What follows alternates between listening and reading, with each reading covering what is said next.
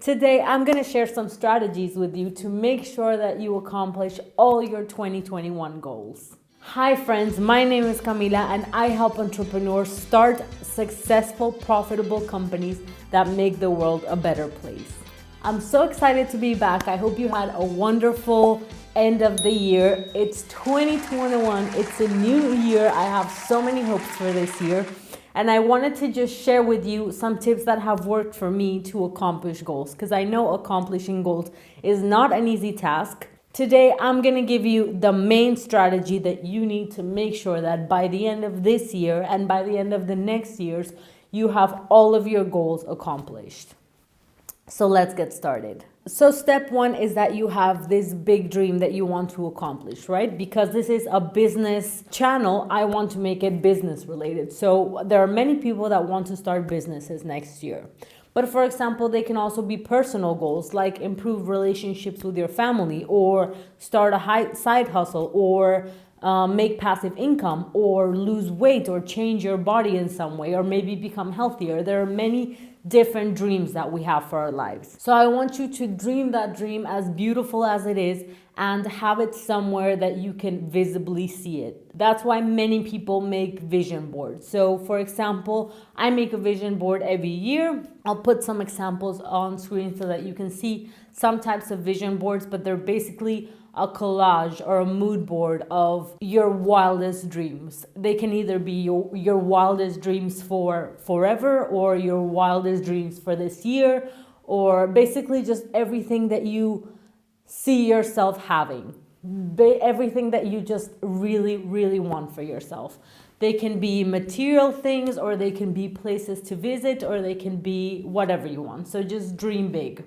And either write them down somewhere that you can see them. So maybe put them in front of your computer where you sit every day, or when you wake up, or when you're brushing your teeth, or just whenever that you can see them every day, either written or visual. So for example, as I said before, make a vision board every year. And there's one corner where I put all my money related stuff. So what do I want to earn this year? There's another part where I have health and family life. So what do I want to work on in that aspect? Then there's professional goals. What do I want to do professionally this year? And then there's kind of like life stuff. So where do I want to go? What do I want to see? What do I want my life to look like next year? And I make that every year. Then what I do is that I put it on my lock screen. So I have it here. If you can see, I don't know if you can see. I put it on my lock screen. I put it on my main phone place thing, on my main phone menu. And I know it doesn't look very pretty, but I see it every single day and every moment because I use my phone every moment. And then I also have it as a wallpaper in my computer. When you have your goals so present and just think about them all the time, then you kind of start attracting the things that you want. So for example, if you want to buy a car and you think about a special brand of car, then you suddenly start seeing that car everywhere. And they were probably there before, but now that you think about it, you kind of attract them to you. And it's not really magic because you have to work for it, but just having it here makes you not forget it. Makes you just focus, laser focused on what you want. And that's kind of what I want to accomplish in my first step. Just dreaming big and having those dreams visible. The second step is turning those dreams into goals. So the most important thing here is that you make one big goal and you make sure that that goal is a SMART goal. I don't know if you know what that is, but it's S for specific, M for measurable, A for achievable, R for relevant, and T for timely. So from a goal that looks kind of like I want to start a business next year, you can make it more specific. So I want to make a plastic bottle recycling business. That makes it a lot more specific because out of all the businesses, you choose something more concrete. Then you want to make it measurable. So I want to make a plastic bottle recycling business that makes $100,000 of revenue each month. Then comes achievable. So you need to think, can I really make that much money in a year? Say, for example, by the end of December of next year. with this idea specifically, or is that too ambitious? So maybe let's take it down to something much more likely, like $5,000 a month. Then you need to think if this goal is relevant for you and for your life right now. Is this really super important to me? Is this the year to do it? Am I the person to do it? Am I just committed to this fully, and is this the most important thing that I have to do? And if that passes that test, and then you move on to the timely, which I think is the most important part, because you take that big dream and you put a deadline on it. So I want to make a plastic bottle recycling business that makes $5,000 by December of 2021. So you have a specific deadline, you have a specific goal that you want to achieve, and now you know that's your big goal, that's your big entrepreneurial goal for the next year. I've tried goal setting many times in my life and failed many times in my life, and I can tell you that, and you probably know that the goals that you never accomplish are things like lose weight or get more clients, because they don't give you a clear idea of if you've accomplished the goal or not, or when to accomplish it by, so you can just keep putting it off and say like, yeah, I'll accomplish it someday, and then you never do. So that's why it's so important to make them smart. If you make them smart, you make them actionable. So number 3, you've already dreamed your big dream, you've already made your one big goal, and now you need to make milestones, so smaller goals. If you think, I want to have this business by December of next year, you need to make smaller goals either each month, or bring those goals each 3 months and then make them as small as you think you can manage. So for example, I have the yearly goal, and then I have monthly goals, and then I even have weekly goals, so that I have a clear plan and I know when I'm advancing and making progress. If my dream is to have make revenue of $5,000 by the end of December, so by the end of maybe July, I need to already have started my business, have started getting clients, and I probably should have at least one client that pays me $1,000, or maybe a revenue of $2,000 or something like that. So I know that I'm kind of halfway. Just having milestones will also make you have a clear plan and clear tracking of if you're on the right track, which is what most companies do when they do projections anyway. So you're just starting out making projections for your life and for your goals.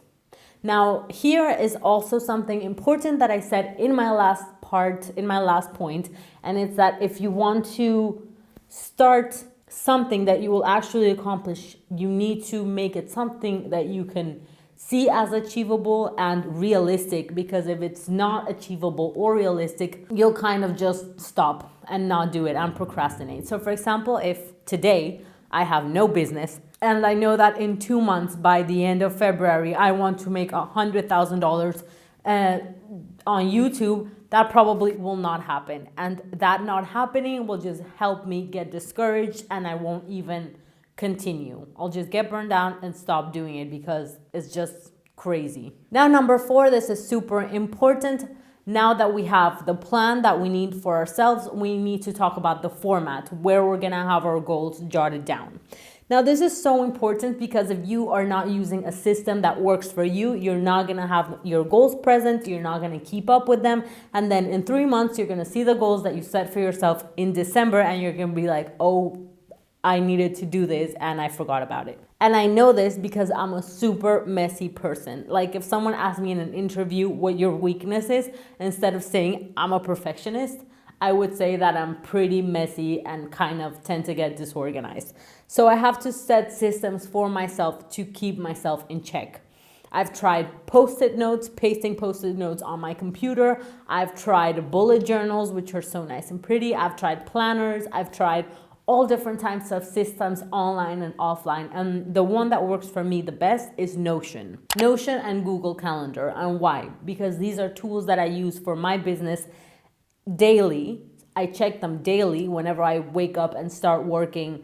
I check first my Google Calendar to see what's on my calendar, and then I go on to Notion because that's where I have all my plans for world domination. So having them in those two places, having your milestones marked on Google Calendar and your goals planned out on Notion, it's just something that I can keep up with. It's something that reminds me of my goals all the time. And it's tools that I use constantly. For example, if you try using a bullet journal and you see that it's too difficult for you to keep up with, or that you don't carry it around, or that you're just not interested in all those fancy boxes, or that you need a little more structure, then probably another system would be better for you. I think I've had planners every single year of my life and I've never used them. And number 5, this is a great bonus if you have it, but if you don't, it's fine. And that's an accountability buddy or an accountability buddy. It's basically someone that either has similar goals to you and or is just as laser focused and determined as you are to accomplish their goals. So basically what you do is that you plan weekly or monthly or bi-monthly meetings, and you gather at the same place, same time. So this can be on Zoom, and then you kind of keep yourself in check and make sure that the other person is accomplishing their goals according to their plan, and they keep you in check as well. So a lot of people have accountability buddies for the gym. It's someone that they go to the gym with, or just make sure that they're working out. And having an accountability buddy is amazing because you have someone that you need to answer to. And I believe that the best motivation, even more than money, is social shame, like having to fail in front of other people. And the reason why this is so important is that if you think about it, at your job, if you work at a 9-to-5 job, you have to answer to your boss, and they set clear deadlines for you and you have to meet them or you'll get fired. You know that. The problem is that when you're working on a personal goal or you are your own boss, there is really no one to answer to. So if you don't accomplish anything today, you're just like, doesn't matter, I'll do it tomorrow. And then you just keep putting off your goal. So that's why it's so amazing to have someone to just keep you in check and have meetings with you and hold you accountable to whatever your plan is. As a last point that I'd like to make, accomplishing your goals is not an easy task. I've tried many times with many different goals, and I, in the past, have not accomplished many of them. I know that that comes from feelings of shame or feelings of failure or just feelings of being overwhelmed. But I have 3 points that I wrote down for you today for you to remember whenever you don't feel encouraged to keep going. The first thing that I put, and that's something that really works for me, is thinking about how Camila in December of next year or how Camila in 10 years is gonna feel if I don't accomplish my goals this year. So if my goal is to become healthier, if I don't work out tomorrow, will Camila in 10 years be disappointed that I didn't work out? Yes, probably. And this works so well for me because I know that if I don't work out tomorrow, I won't work out the next day and the next day and the next day, and it'll be another year or another couple of years where I won't accomplish what my goal is, to be healthier. And then Camila in 10 years is going to be extremely disappointed and frustrated that I didn't even try to make myself healthier today. So that is super effective for me. What is the feeling of being in the same place in a year gonna make you feel? That is just motivating enough for me to work on my stuff now. If I, in this next year, and by this time of next year, I'm gonna be in the same place, that is just the most disappointing thing that I can think of. It's worse than failure by a million times. The second thing that I think is that I need to be kinder to myself. The thing is, if you don't accomplish your goal, or if you were close to accomplishing your goal, or if you procrastinated today, the thing that helps me feel better is to just be kinder on myself, to not beat myself up about not working out just one day, because I know I will work out tomorrow and I will have another chance tomorrow. And this is so important because science has proved that we procrastinate because we don't want to fail or because we don't want to have feelings of shame. So being kinder to ourselves actually helps us accomplish more tasks and procrastinate less. And that is a fact. The third thing I want to talk about that just hypes me up whenever I feel like I'm not moving is that I know I can do it. I am convinced I can do it. I believe I'm going to do this. I know that there is no other choice than for me to act on my goals. There is no other choice. I am confident, and I can say that on camera, that I will have a successful business. I am confident that I will be healthy. I am confident that I will have a great relationship with the people around me. And I am confident because I just know that there is no other option. If you hold yourself to the highest standards and just know that there is no other choice, you have to accomplish it. So whenever you feel discouraged, number one, what will Camila in 10 years or in 1 year think? Number two, be kind to yourself whenever you do fail and learn from that failure. And number three, there is no other choice. You can do this. I know you can. And that's it. The next video I'll make will dive exclusively into mindset for entrepreneurs. And I know that sounds like, whoa, mindset, because it's kind of like a guru-y thing to say. But I've seen many different, very famous, very successful people talking about having confidence in yourself and believing in yourself. And that's the number one reason why many people that have great ideas don't even start. So that has its own dedicated video next Thursday. As I said before, we're gonna crush it. I'm so excited for this. And I'll see you in a couple of days. If you like this video, please smash the like button down below. Subscribe if you haven't already subscribed, and comment what you thought about this video. What are your goals for next year, or for this year now? Yeah. And let me know, because I'm super interested. Also, if you're interested in seeing more of my content, click up here or down here. Thank you so much, guys. Bye.